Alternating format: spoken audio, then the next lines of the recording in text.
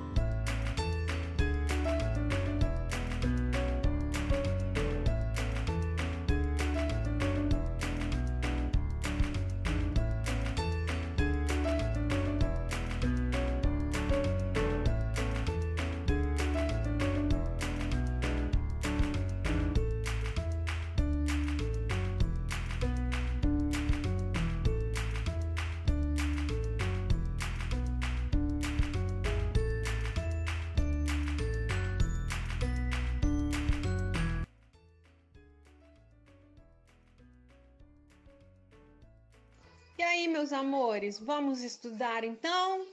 Vamos lá!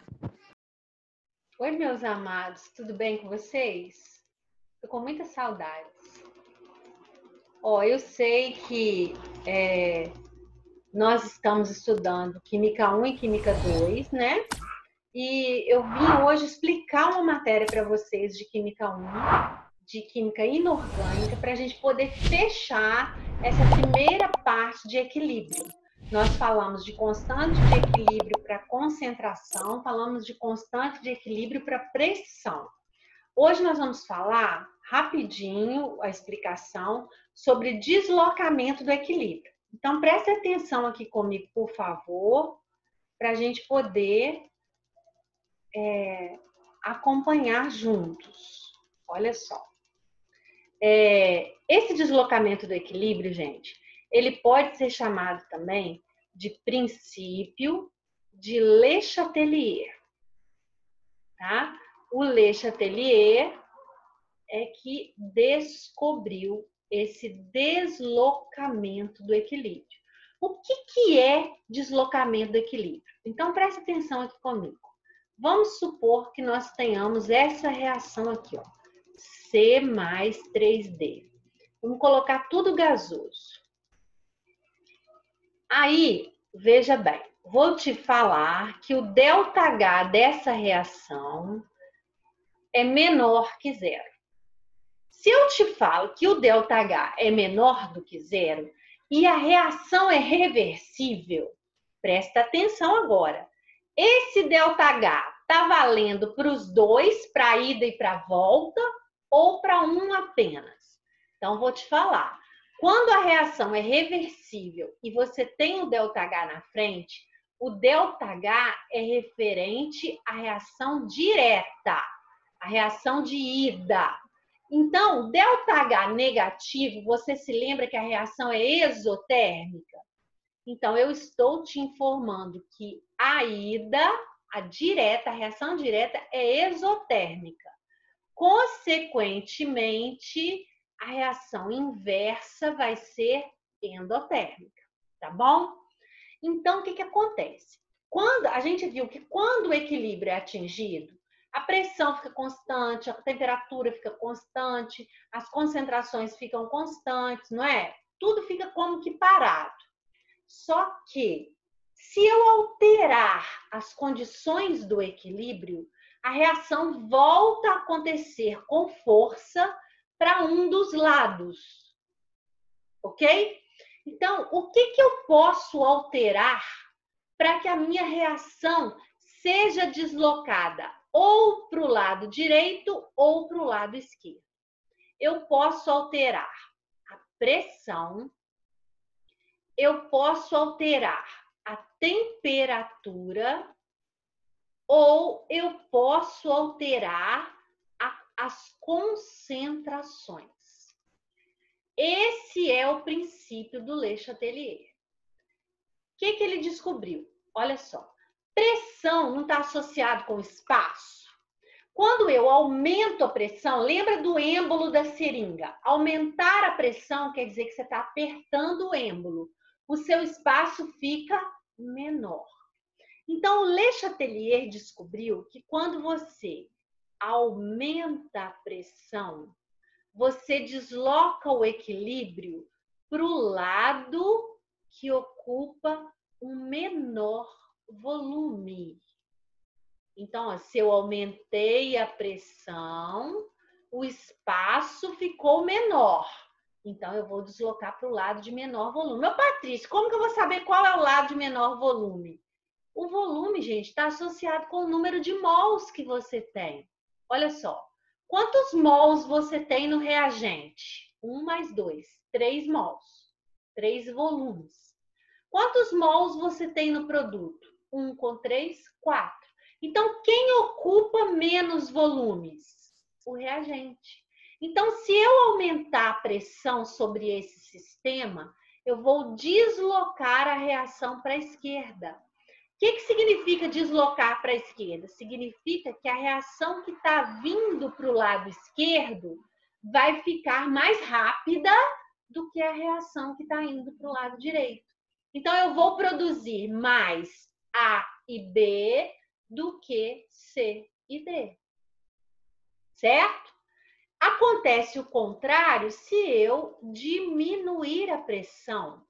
Se eu diminuir a pressão, quer dizer, eu puxei o êmbolo para trás, o meu espaço ficou maior.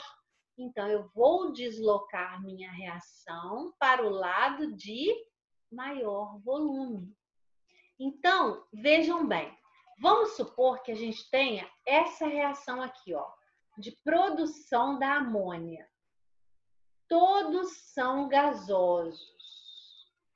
Ó, vou te falar NH3.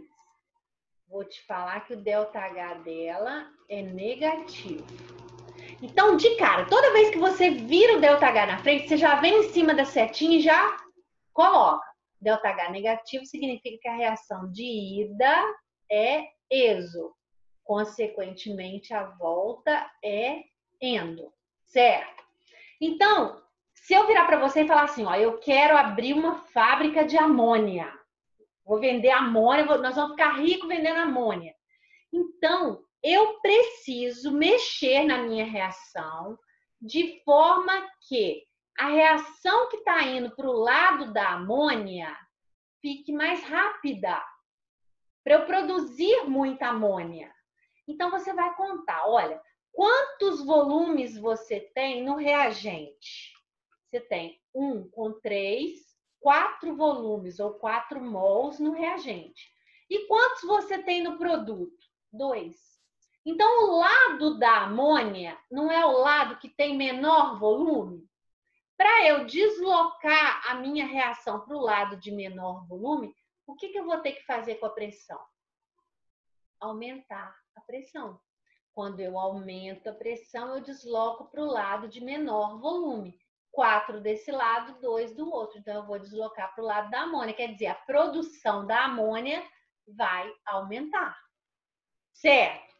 O que eu posso fazer com a temperatura? Eu também posso aumentar e posso diminuir. Quando eu aumento a temperatura, fala para mim, qual reação que gosta de temperatura alta? Que pega a temperatura alta e transforma ela? A endotérmica, lembra? A reação endotérmica é aquela que absorve calor. Então, ela gosta de temperaturas altas. Por outro lado, quando eu diminuo a temperatura, eu favoreço a reação exotérmica, que é aquela que vai produzir calor. Então, eu vou te explicar de uma outra maneira. Olha só. Quando você aumenta a temperatura, porque o objetivo, gente, do deslocamento do equilíbrio é... eu mexi na pressão, perdi meu equilíbrio, não tenho mais equilíbrio. O objetivo vai ser o quê? retornar ao equilíbrio, certo? Então, quando eu aumento a temperatura, eu perco o equilíbrio. Então, eu vou favorecer a reação endotérmica, por quê? Porque ela vai absorver aquele calor e vai resfriar o ambiente para o equilíbrio retornar. Por outro lado, quando eu diminuo a temperatura, eu favoreço a reação exotérmica, que é aquela que produz calor. Então, ela vai esquentar o ambiente que eu tinha resfriado e o equilíbrio vai retornar. Entenderam? Então, o objetivo é sempre retornar ao equilíbrio que foi perdido, tá? Então, se eu quero deslocar o equilíbrio para o lado da amônia, o lado da amônia não é o exotérmico. Então, para eu favorecer a exotérmica, eu preciso fazer o que com a temperatura? Diminuir a temperatura. Então, se eu diminuo, eu favoreço a reação exotérmica, que é a que está indo para o lado da amônia. Certo? E a concentração? O que eu posso fazer? Eu posso também aumentar ou diminuir a concentração de um dos participantes da minha reação. O que acontece? Quando eu aumento a concentração de um dos participantes, eu perco meu equilíbrio. Para o equilíbrio retornar, o que é preciso? É preciso que seja consumido esse excesso que eu coloquei. Então, eu preciso acabar com esse excesso para o equilíbrio retornar. Então, quando eu acrescento alguém, eu desloco o equilíbrio para o lado oposto a ele, que é o lado em que ele está sendo consumido, onde ele vai sumir. Então, quando eu aumento a concentração de um dos participantes, eu desloco o equilíbrio para o lado oposto a ele, para que aquele excesso que eu coloquei suma, seja consumido o mais rápido possível e o equilíbrio volte. Entenderam? Agora, e se eu retiro? Eu vou retirar 1 ml de N2. Eu perco meu equilíbrio de novo. O que eu preciso para o meu equilíbrio retornar? Produzir mais N2, não é? Para poder compensar aquele que eu retirei. A reação que produz N2 não é a reação que está vindo para o lado dele? Então, quando eu diminuo a concentração de alguém, eu desloco o equilíbrio para o mesmo lado que eu diminuí. Então, olha só, se eu quero aumentar a concentração da amônia, escuta o que eu vou falar agora. Eu quero aumentar a concentração da amônia. Para eu aumentar a concentração da amônia, eu posso acrescentar N2 e H2, que aí quando eu aumento, eu desloco para onde? Para o lado oposto, que é o lado da amônia. Então, eu posso aumentar a concentração do N2, aumentar a concentração do H2. Ou então, eu posso diminuir a concentração da amônia. Por quê? Quando eu retiro alguém do sistema, eu não desloco o equilíbrio para o lado, para o mesmo lado que foi retirado, eu vou deslocar para o lado da amônia também.